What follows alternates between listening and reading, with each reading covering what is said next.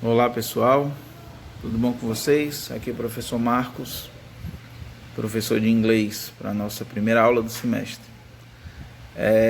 Por motivo de mudanças de horário, né, a nossa aula era para ter acontecido na semana passada, ficou para essa. A gente vai começar primeiro com uma revisão, tá? Relembrar algumas coisas que a gente viu no semestre anterior.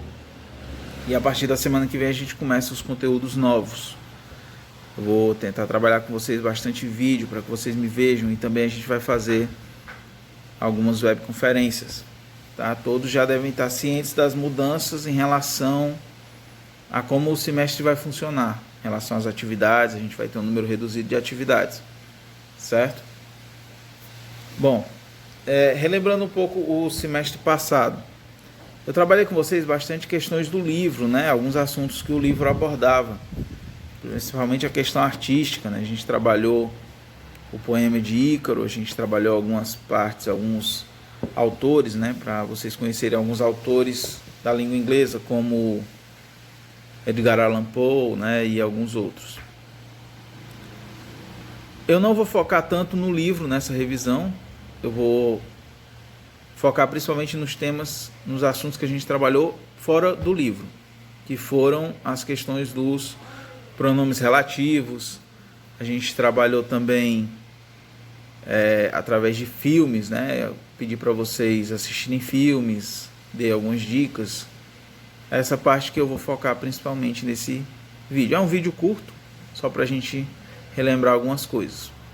Estou colocando também uma série de vídeos que revisam bastante o conteúdo. Peço que vocês assistam para que vocês possam refrescar na memória o que já foi trabalhado. Então, vamos lá. Primeiro relembrar o que são os pronomes relativos, né? Relative pronouns. São aqueles pronomes que eles têm dois tipos de função em uma frase. A primeira pode ser de sujeito e a segunda pode ser como objeto, tá?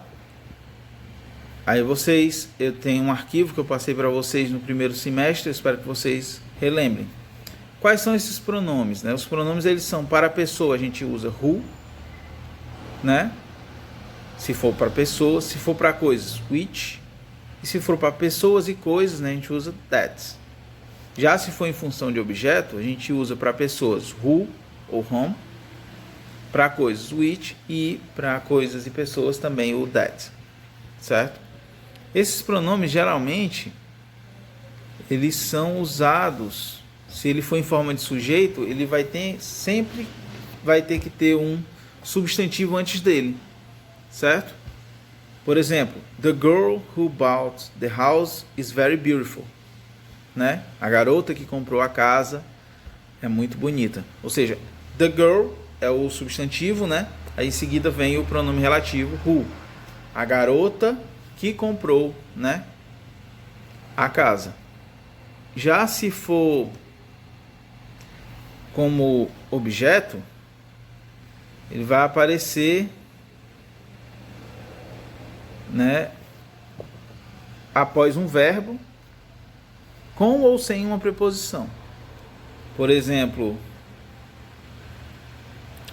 she didn't tell who bought her car. Ela não disse quem comprou seu carro. She didn't tell. Tell é verbo, né? O verbo contar, certo? Quando você conta alguma coisa, tá? Ela não disse quem. Ela não contou quem comprou o carro, certo? Então aí vem a função de objeto do pronome relativo. Isso se tratando de pessoas, né? Já se fosse se tratando de coisas, por exemplo, I don't know which car is yours. I don't know which car is yours. Certo? Eu não sei qual carro é o seu, né? Então aí a gente tem ele após um verbo, né? Ele com função de objeto. E vem após o verbo know, que é saber, né? Conhecer, certo? Ou se ele tiver função de sujeito em relação a uma coisa. The elephant with die is from South America. South Africa, sorry. Desculpa, gente. The elephant which died is from South Africa. O elefante que morreu é da África do Sul. Né? Elefante é o substantivo, que dá nome a uma coisa, né? E o which ele está como função de sujeito. O elefante que morreu, né? Então ele aí já passa para uma função de sujeito, tá?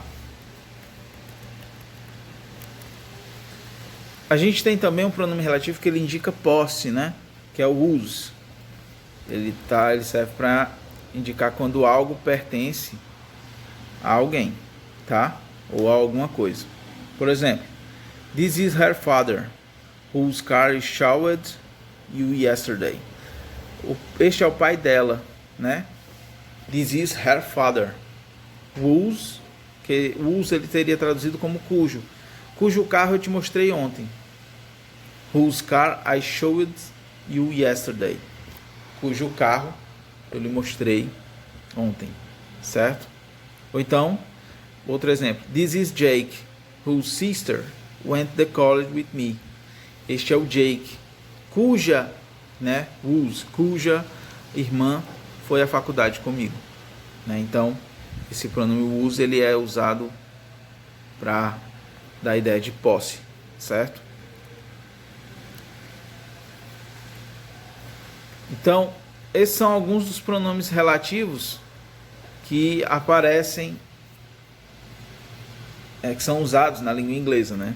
O arquivo está bem mais detalhado. Esse vídeo é só para vocês relembrarem algumas coisas. Outro assunto que a gente abordou foi a questão do aprendizado através de filmes ou séries, né? É muito comum nos dias de hoje a gente ter acesso a muito conteúdo de filme, de série, graças aos serviços de streaming, Netflix, Globoplay, Amazon, tá chegando aí, tem o HBO Max, tá chegando no Brasil também agora no final do ano Disney Plus. Todos esses são serviços de streaming, né, geralmente de baixo custo, que facilita esse acesso a conteúdos internacionais, né, filmes, séries, documentários, programas. Então fica mais fácil da gente ter acesso ao idioma. O que é que falta? A vontade.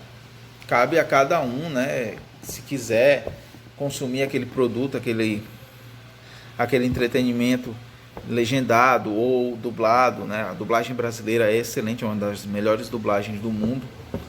Mas para quem está aprendendo inglês, o meu conselho e o conselho de muitos professores é que você tente consumir o máximo possível legendado.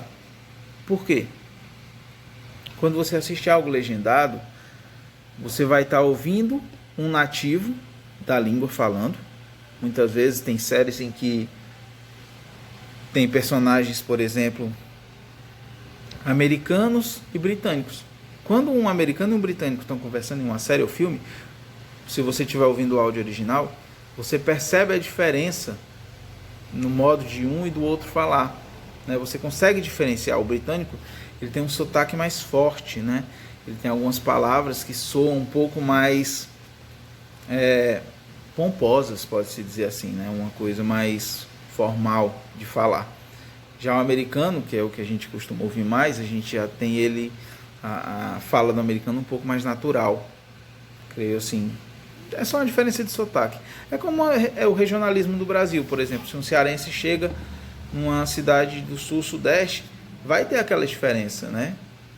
O cearense tem esse modo de falar, o gaúcho tem um modo de falar diferente, o paulista, o carioca, então tem essas diferenças. É o mesmo idioma, mas tem algumas diferenças na sonoridade. Então, quando você assiste um filme legendado, além dessa vantagem de você ouvir um nativo, você ouvir corretamente a pronúncia, diferente de mim, professor, tá falando para vocês, né, sobre eu falar para vocês um exemplo em inglês, ler um texto em inglês, a sonoridade não vai ser a mesma, porque eu não tenho fluência 100%, não é natural de mim. né, da minha natureza, falar inglês fluente. Eu ainda não cheguei nesse nível. Então, a gente trabalha essa questão através de filmes legendados. Certo? Bom, então, gente, quando você assiste algo legendado, você tem que prestar bastante atenção, porque a legenda geralmente ela não é a tradução literal do que está sendo dito, ela é uma adaptação, ok? Ela é adaptada ao nosso modo de falar muitas vezes, então por isso que tem essa diferença. Foi criado até um meme, um tempo, vocês já devem ter visto, que é assim, o áudio original, a tradução, a legenda e a dublagem. Uma vai mudando da outra, né? Mas o sentido permanece o mesmo, certo? Por quê? Porque eles querem que você compreenda o que está sendo dito, não literalmente, mas o sentido. É como interpretar um texto. Quando você vai interpretar um texto, por exemplo, numa prova como o Enem, você não vai ter tempo de traduzir um texto todo, não vai. Mas o seu conhecimento prévio, se você tiver um bom conhecimento de vocabulário, aquilo ali vai lhe ajudar a compreender o que está sendo dito, por mais que você não saiba a tradução de todas as palavras. Então, é importante que vocês tenham essa noção. O que está escrito na legenda não necessariamente é a tradução literal do que está sendo dito, mas é o sentido, é o mesmo sentido, certo? É uma adaptação, tá bom? A gente vai trabalhar muito questão de interpretação de texto, tá? Nesse semestre eu vou dar algumas dicas, vou apresentar a vocês novamente de forma mais detalhada as técnicas de leitura, skimming e scanning, tá? Para que vocês tenham mais facilidade na hora de responder uma questão ou de interpretar um texto. Eu não vou ensinar vocês a traduzir um texto, gente, eu vou ensinar vocês a entender, tá? O que é que está escrito, compreender qual é a ideia que o texto está passando, ou buscar uma informação específica dentro daquele texto, tá bom? Mas para isso funcionar, é preciso que vocês se comprometam a tentar o máximo possível adquirir vocabulário. Consumam o máximo possível do idioma, seja por filmes, séries, músicas, certo? Fica a cargo de cada um aprofundar o seu conhecimento. Bom, na atividade que eu passei para vocês, é uma atividade bem simples, é só um feedback de vocês para mim, eu quero que você me diga, cada um vai me dizer qual foi a principal dificuldade que enfrentou em relação ao aprendizado da disciplina no primeiro semestre. Foi questão de tradução, foi questão de interpretação de texto, teve dificuldade com o uso do livro?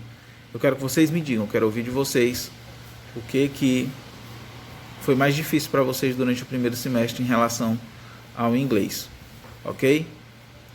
Por hoje é isso, então, bons estudos a todos, vejo vocês na próxima aula.